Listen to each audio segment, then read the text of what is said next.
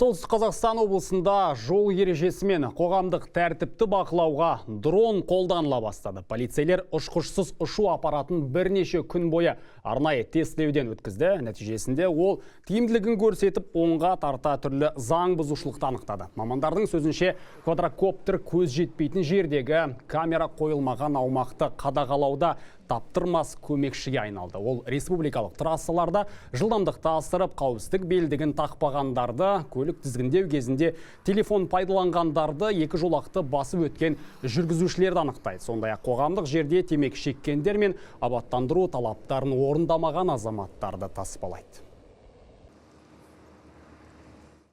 С помощью дронов будут выявляться... Дрон тіркеген құқық бұзушылықты біз жақын маңдағы полиция бөліміне жібереміз. Содан кейін патрульдік полиция қызметкерлері оларға қатысты арнайы шара қолданады. Жалпы ақылды жүйе жолдың қарсы бағытына шығу, маневр жасау, жарық шамдарын қоспағандарды және басқа да құқық бұзушылықтарды анықтай алады.